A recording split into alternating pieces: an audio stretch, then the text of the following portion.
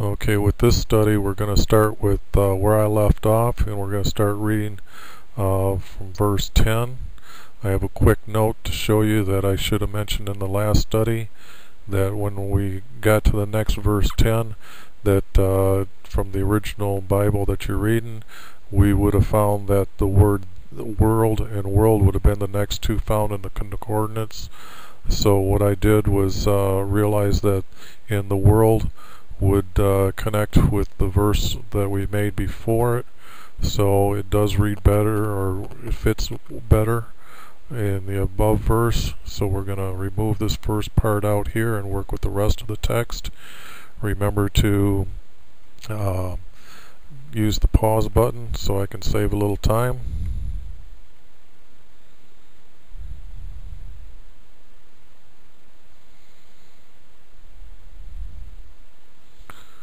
Here I want to make a quick note about this. A lot of times I'm seeing this throughout some of the Bibles, kind of like what are they doing and why are they doing something like that. Never see it in English anyway.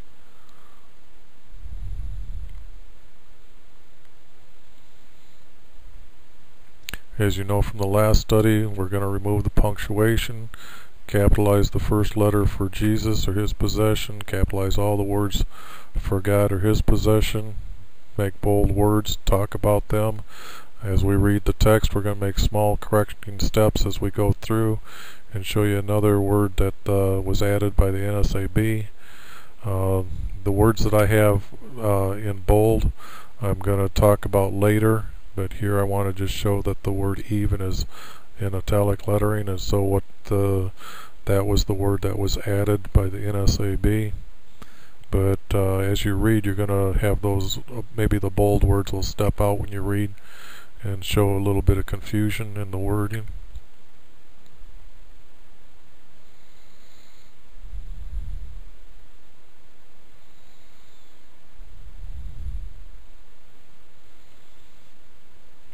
As before, I'm going to put those words that aren't actually words in the concordance in gray and italicize them.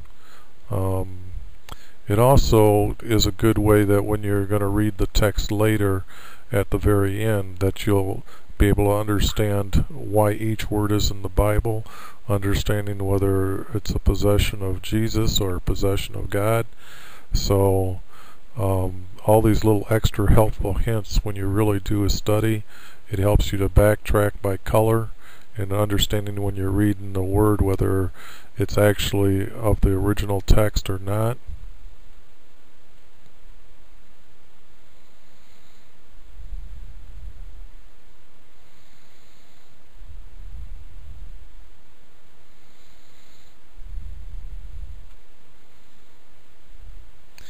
As we did before, and I explained in the other studies, yes, we're going to break them into small verses or small sentences, and I will start talking about the blue text as we go around here, as we learn.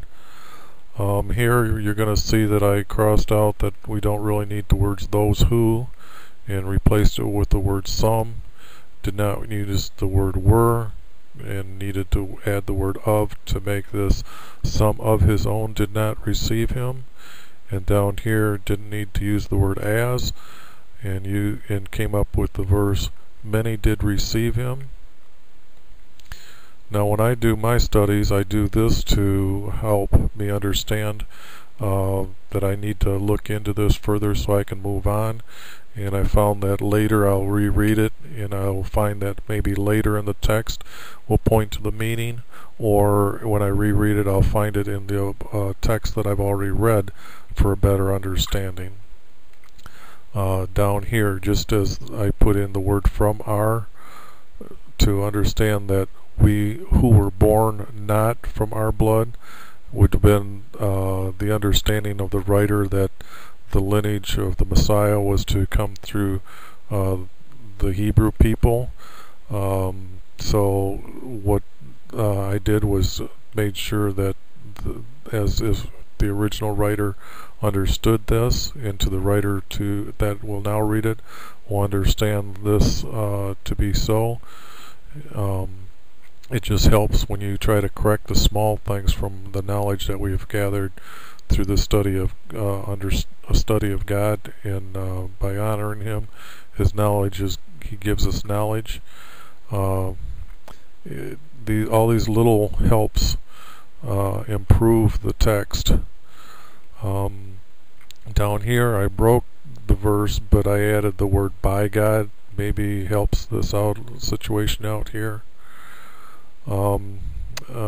Here I use the word His and then capitalize the word, meaning Jesus. His word became flesh, and then use the word Jesus to mean who dwelt among us. And then later down here, like I said, to personalize it as from the writer, he would have not said the Father. He would have said our Father, because once you're in the family of Christ, you end up understanding that Christ was always speaking of His Father, and so we would need to speak as our Father. Here I crossed out the word Him and put in the word Jesus. I added the word He, crossed out and. When I read this, I added the word is, crossed out the word was, helps to read easier. Again, when I was reading this and had of His fullness, did not make sense to me. So what I did was cross that out and use the word by His fullness. And then when we go down here, I added the word His Christ, meaning God's Christ. What we did here is tried to understand that the only way you can start using the word Christ in the text is to understand that He was God's Son, and He was sacrificed for us to be able to come to understanding Him and His Father. So He did this on God's orders to help us. So Jesus is now His Christ here. Some may not add this to their studies. I'm just saying that my understanding of the knowledge given to me from honoring God, He has honored me to let me understand this. Down here, I had a real hard time with them saying the only begotten God. The only begotten from God, as just was we understood from what I tried to explain, how Jesus became His Christ. So to add the word from was needed, and then we could refer to God as the Creator Almighty. Next I have added the word our again, and those that really study the Bible and understand that the priests were the Levites needed this to be corrected, and didn't need the word and Levites, because the priests were the Levites.